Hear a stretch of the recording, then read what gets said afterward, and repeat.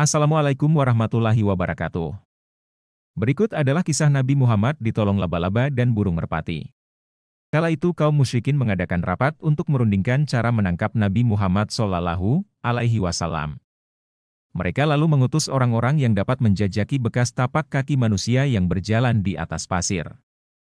Tak hanya itu, mereka juga mengadakan sayembara bahwa barang siapa dapat memancung kepala Nabi Muhammad SAW sampai dapat membawanya di muka mereka, akan mendapat hadiah 100 ekor unta. Usai menemukan bekas tapak kaki Nabi SAW dan Abu Bakar, ahli pencari jejak tapak kaki itu pun mengikutinya. Sesampainya di Gua Sur, tiba-tiba bekas tapak itu berhenti dan terputus sehingga mereka pun kebingungan. Sesudah Nabi dan Abu Bakar masuk ke dalam Gua Sur, seketika Allah Subhanahu wa Ta'ala menyuruh laba-laba yang berjumlah ribuan membuat sarang di muka gua, serta menyuruh burung-burung merpati supaya bersarang dan bertelur di tempat tersebut. Karena itulah, di depan pintu Gua Sur dan sekitarnya penuh dengan sarang laba-laba di atasnya serta telur merpati di bawahnya. Yang menyebabkan pencari jejak itu pun berselisih satu sama lain. Mereka berpikir, seandainya Nabi Muhammad dan Abu Bakar masuk ke dalam gua itu, mestinya banyak telur burung merpati yang pecah dan pasti sarang laba-laba itu hancur. Padahal, terlihat tidak satupun telur yang pecah dan sarang laba-laba itu masih penuh di muka gua. Salah seorang di antara mereka berkata, kita perlu mencoba masuk bersama-sama. Kemudian Umayyah bin Khalaf berkata, mengapa kamu hendak masuk ke dalamnya?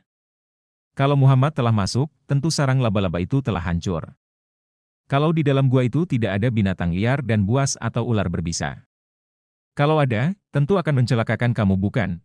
Akhirnya, mereka kembali dengan tangan hampa serta hati penuh sesal. Nabi Shallallahu Alaihi Wasallam yang berada di dalam gua tersebut tak sedikit pun merasa cemas maupun takut kepada mereka sebab beliau percaya bahwa Allah Subhanahu wa Ta'ala akan memberi pertolongan. Abu Bakar kala itu mengangkatkan kepalanya ke atas dan melihat orang-orang yang sedang di atas gua. Ia pun berkata kepada Nabi Shallallahu Alaihi Wasallam, "Oh, jika mereka melihat kakinya ke bawah atau menundukkan kepalanya ke bawah, tentu dengan segera melihat kita ada di sini bukan?" Rasulullah Shallallahu Alaihi Wasallam pun bersabda, "Janganlah engkau menyangka bahwa aku ini sendirian bersama engkau, tetapi sesungguhnya Allah selalu bersama kita, selamanya Ia akan melindungi kita. Adapun jika mereka nanti masuk ke dalam gua ini dengan jalan melalui pintu gua itu, nanti kita melepaskan diri melalui ini." Nabi menunjukkan jarinya ke sebelah belakang. Padahal, sebelah belakang gua itu aslinya tidak berpintu, tetapi setelah Abu Bakar menoleh ke belakang, ia melihat di belakang gua itu ada pintu lebar yang dapat digunakan untuk melarikan diri dari musuh. Ia pun menjadi penuh keyakinan bahwa Allah Subhanahu wa Ta'ala pasti akan memberi perlindungan dan pertolongan kepadanya.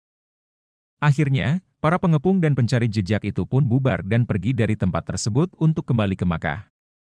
Demikianlah bentuk pertolongan Allah Subhanahu wa Ta'ala kepada Nabi Muhammad SAW dan Abu Bakar saat bersembunyi di Gua Sur. Wallahu alam. Semoga Allah senantiasa menjaga kita dari mara bahaya. Jangan lupa like dan subscribe.